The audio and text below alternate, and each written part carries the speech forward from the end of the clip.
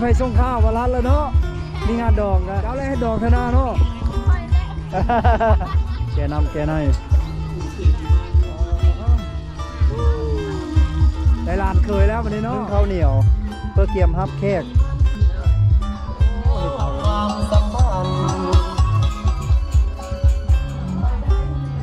มองข้าวต้มอยู่แถวนี้นี่คือบ้านเจ้าสาวบ้านน้องสนแล้วดิเราต่อไปมันเจ้าเสี่ยวพัว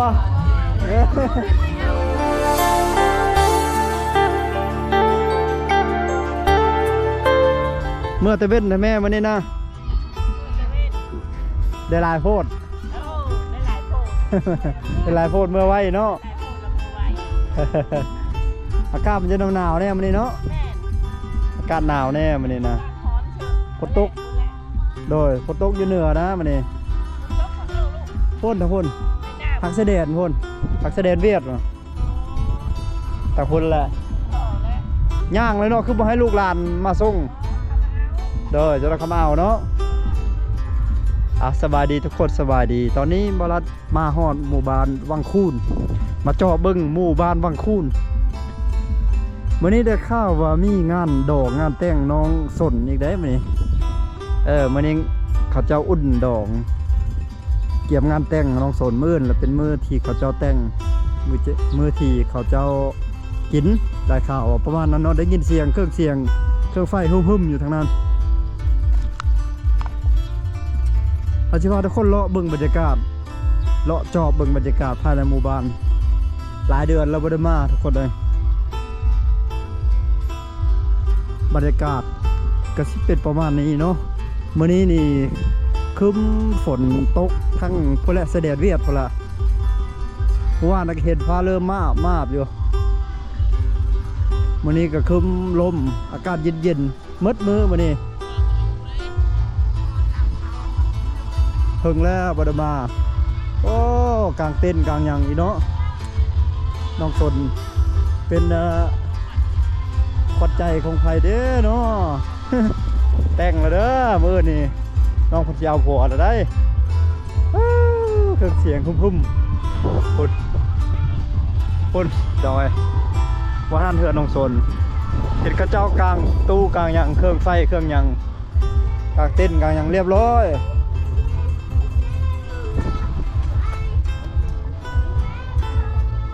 อากาศสาวนุ่ม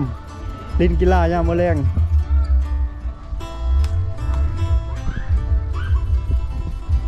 แม็กตะก้อ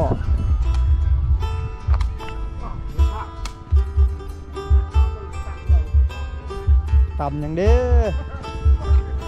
ไปดิยูทูบเบอร์บอกแมนยูทูบเบอร์แท็กสวรรณเขตต่ำยังแม่ปลาโทแกงยังหน่อไม้บ่แกงบอลทำข้าวเบื่อใส่แกงบอลอันนี้ใบยังใบยะนางวะแม่ใบยะนางใส่ข้าวเบื่อใส่มะเขือเนาะใส่เกลือเป็นโน่ชื่อเบบ่ชื่อคำอ๋อกระเป๋าใหญ่เลยเนาะกระเป๋าใหญ่เลยมาตลอดบ่โดยเอาขอบใจเด้อไปเลาะทุกคนเลยเอาจะเลาะเกี้ยวไปดูเลยโค้งไปใช้เบิ้งกันนะ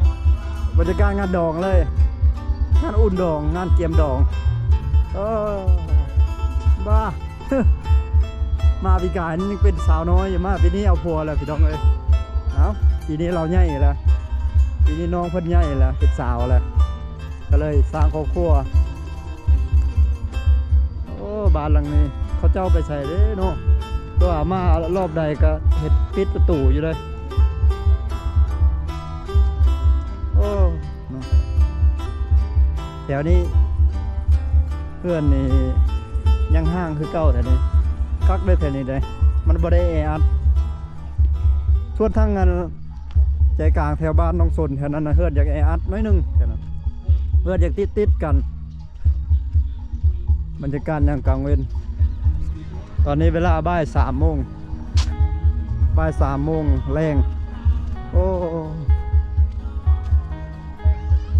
เดือนกุมเฮ้ยเดือนมีนาแล้วพี่ดอกเอ้ย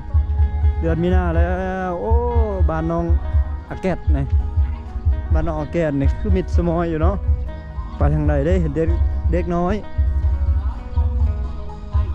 เห็นแต่เด็กน้อยอยู่ในนี้น้องกี้เนี่ยก็ไปอยู่ไปหาเงินไปดีขายดีอยู่บ่ช่วงนี้ธรรมดาเนาะโดยเป็นได้น้องกี้เดี๋ยวท่านได้มาหาเงินเนาะอยากท่านได้มาแต่หาเงินโอ้ฝนตกหนึ่งครั้งเขียวมาเลยเด้ดิพี่น้องหญ้าป่งแล้วหญ้าป่งไว้เนาะโอ้เขียวมาเลยฝนตกหนึ่งครั้งหญ้าเขียวแล้วไปเลาะ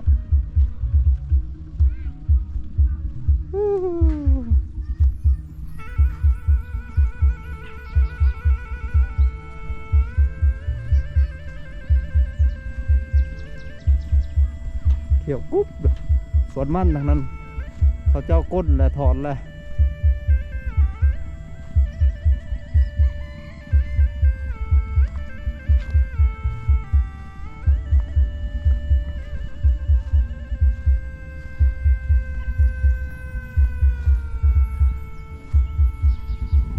หนังไผ่ต้มยังไงนึ่งข้าววะต้มหอยหอยยังคือใช้น้ำลายแท้มันจะเบิดจากมันบ่หอยอ่ะยังทันเชื่อจิลุกอยู่บ่ลมแท้นี่ลมแห้งแท้อยากดังยากแล้วนึงเด้จะต้มใส่หม้อนี่บ่ใส่น้ำลายเลย หอยลายเนาะหอยยังนั่นน่ะหอยจูบหอยจูบธรรมดาโดยเจ้านางยังไม่ทันได้มาแต่ในเมืองว่าเจ้านางนี่ยังอยู่ในเมืองคนเนาะโอ้โดยเอาไปเลาะทุกคนเลยมีบ้านน้องนางสาวนางเพิ่นเฮ็ดยังไงปูสิไก่เฮ็ดยังปลูกต่อคิดว่าต้มอันนั้นต้มไก่ใช่ดอก โอ้เห็นแต่รถจักรเพิ่นนี่คือแม่นรถพ่อเพิ่นขี่รถจักรน้องนางเพิ่นไปเฮ็ดเวียกไปเฮียนเสริมสวยอยู่ห้านเสริมสวยอยู่ในเมือง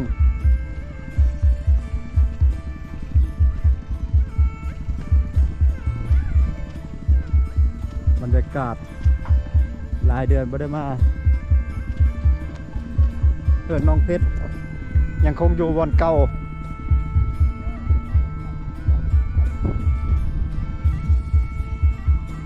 เขาจะโค้งไปพุ่นละไปทางโซนเฮือนน้องโซนพุ่นแล้วเขาจะออกไปแล้วก็เดินทางไปหมู่บ้านถัดไปเบิ่งบรรยากาศหมู่บ้านฝากซี่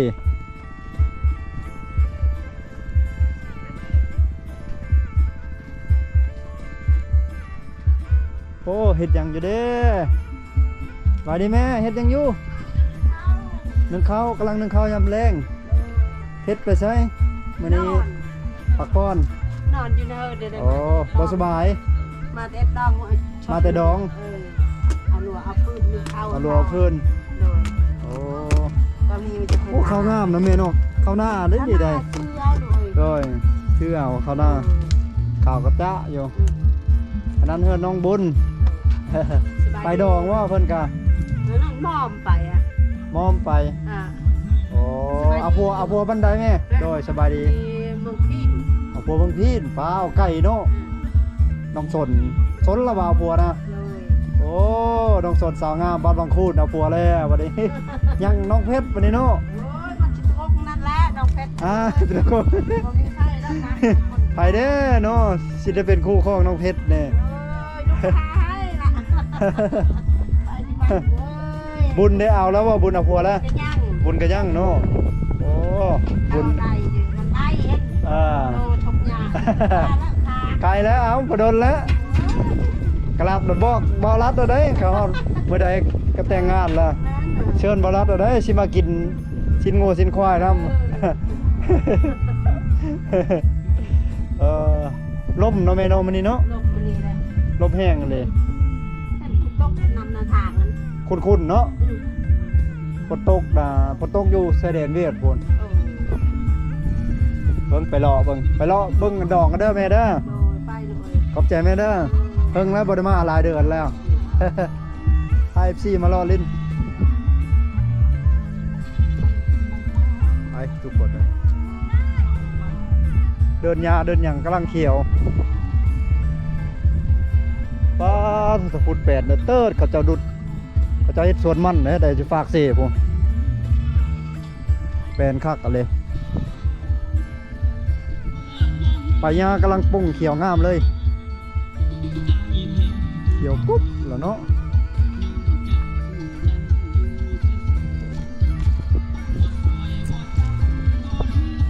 โอ้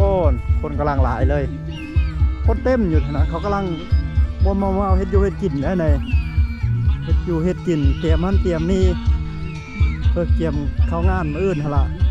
ป้าโต เป็นผู้สาวบ้านใดเด้อหลายแท้โอ้ยองไง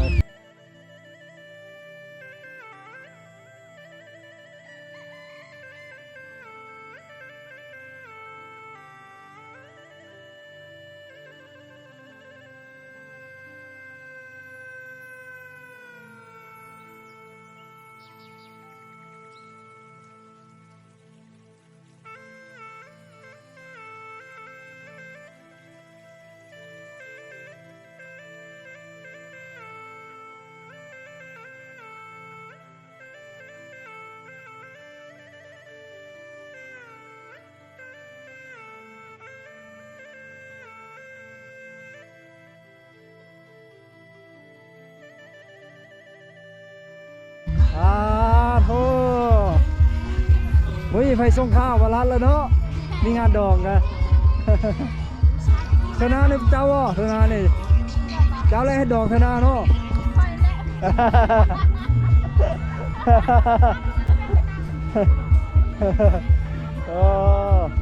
นี่ก็แม่นเชียวแล้ววะนี่เคยเนี่ยไก่เชียวพอแล้วเคยเนี่ยโอ้กัน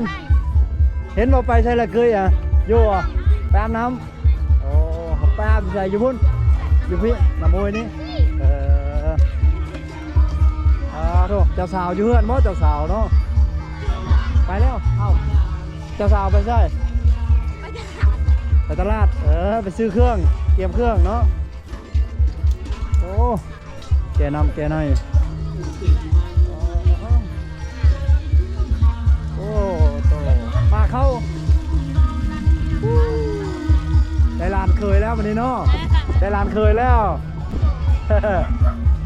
ว้าโธ่เข้างามเนาะเข้าหน้าข้างแน่เลยบรรยากาศการเกี่ยมการเกี่ยมเพื่อจะจัดงานแต่งให้น้องสนดาราคนสวยบ้านบางคูนคนเดียวเอาผัวซ้ำบาทนี้นึ่งบันนี้เนาะบันนี้นึ่งนี่จะนึ่งใส่อยู่นี้มันโบราณพวกบัวนี้นะ ยังใส่ อ๋อยังใช้ตื้อมินี่โอ้มันบอลนบ่บอลนตรงเนาะมันโบเป็นข้าวเจ้าเนาะข้าวอันนี้เนาะแต่ข้าวเจ้าจะซ้ำนี้ล้นเลยว่ามันทุกข์อ่ะ จวดออกเลยว่าตูนี่เศร้ามันใช้ตูนี่เขาเศร้าใช้ตูนี่ตัวหญ้าอยู่นี่อยู่วัดพนวงเนี่ยเนาะโอ้คักเนาะตัวเสียงเพิ่น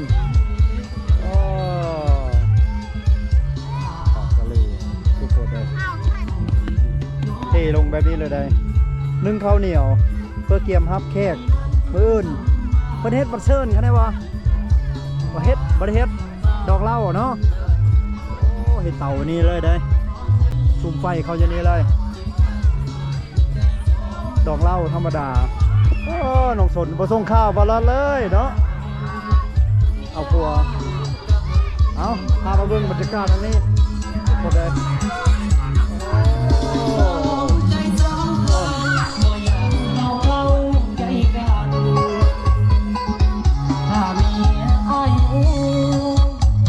จบแล้วความสัมพันธ์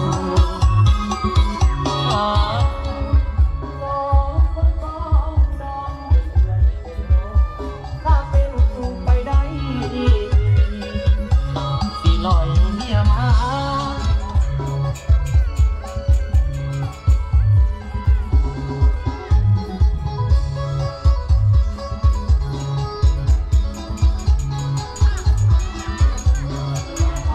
เนาะได้ลูกเคยแล้วเนาะวันนี้เนาะมันได้ลูกเคยแล้ววันนี้โหกำลังกาเกียมต้มยังหันต้มนึ่งข้าวบ่ต้มข้าวต้มโอ้ยโอ้อันนี้หม้อน่าจะเป็นต้มไก่เนี่ย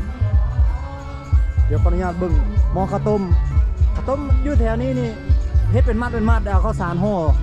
เอาใบตองห่อข้าวสารที่มาแล้วละมันนึ่ง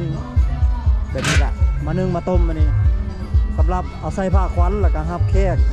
เฮ็ดเมนูหวานเมนูอย่างไรสาวันเฮาป้ารอบต่อไปมันเจ้าเสี่ยวบัวมีคนเอาเฮ้ยบ่มีคนเอาน้อยบ่มีแต่คนเอาหลายเนาะคักผู้สาววันเฮาครับอีแตนนี่เนาะครับอีแตนเนาะว้าไปตาคักเนาะนี่คือบ้านเจ้าสาวบ้านน้องสนละเด็กเอาพวกคนเมืองพินพี่น้องเฮ้ยขออนุญาตเล่าดองน้องสนเลยพี่น้องคักเลยมื่นพี่น้องเอ้ยมื่นคันว่าบ่ได้ข้าวเวียกเราบ่ได้ข้าวเวียกยังจะเข้ามาถ่ายทำบรรยากาศงานแต่งน้องสนมื่นเนาะมื่นเป็นมือกินดองมือแต่งดองปวดปะเทาพอน้องสนกำลังแล่นเวียกแล่นงานอยู่มือฮับเคยมื่นนี่เคยจะมาเดินทางมาแต่ทางเมืองพีนมาแล้วเคยมื่นมาแล้วกับผู้พ่อตอแขนแล้วก็ฟ้อนระบงตามประเพณีของคนเผ่าบรูนี่อันนี้น่าจะแม่นผู้เฒ่าผู้แก่เพราะนายบ่ไม่เฒ่าสบายดีมาดองหลานบ่มาจากบ้านใดแม่บ้านสะแกงโอ้หลานบ่นี่นะโอ้ไม่เฒ่าเด้ไม่เฒ่าอยู่บ้านนี้เนาะโอ้ยลืมถามเวอร์ชันเมื่อกี้ดิจักขะดองเท่าไรนี่นะโดยฮะว่าขะดองเท่าไรนี่ขะดองนี่20 ล้าน25 ล้านคำมีบ่บ่มีคำแตกเมื่อเลยบ่นี่แตกเมื่อบ่เอาแยกบ่แยกแน่น่ะท่านไม่เท่าหันแตกเมื่อแล้วบ่เป็นเท่าโดยค่าดอง25 ล้านบ่แม่นหรือว่าโดยคำเด้บ่มีคำมีแต่แต่ง25 ล้านงัวควายตัวนึงงัวครับมีบ่บ่มีเขานี่ครับโดยอ๋อเอามื่นม่วนเต็มที่แล้วมื่นน้องเนาะ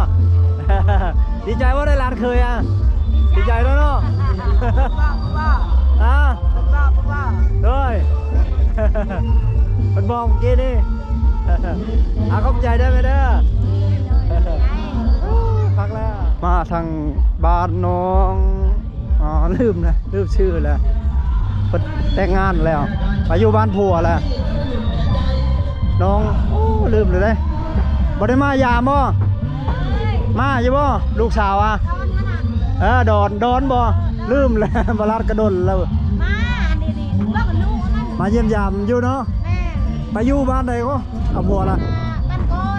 ไปอยู่บ้านกอยเชษฐโมกเอาผัวจะเชษฐโมกเนาะโดยขอบใจยินดีไม่แห้งน้องอุดรแต่ก่อนบรัดเคยมาช่วยเหลือเพิ่นโดยเอาเงินของผู้ใหญ่ใจดีแล้วพาน้องไปหาหมอน้องป่วยได้2 หลังปีกายไปก่อนน้องอุดรมันแก้วอุดรไม่ละน้องแก้วอุดรมันป่วยแล้วก็พาไปหาหมอหลายรอบหาดีแล้วก็พอดีน้องกะสร้างครอบสร้างครัวสำหรับวิดีโอนี้ก็จะได้สิ้นสุดเพียงสำเนียงได้บรรยากาศคร่าวๆภายในหมู่บ้านเนาะกับเป็นสีเงียบๆแล้วเจอกันในคลิปถัดไปเนาะมื้ออื่นบรัดบริค่าอย่างบริติดธุระอย่างจะเข้ามาตามติดวิธีการแต่งดองของคนเผ่ารูบ้านวังคูน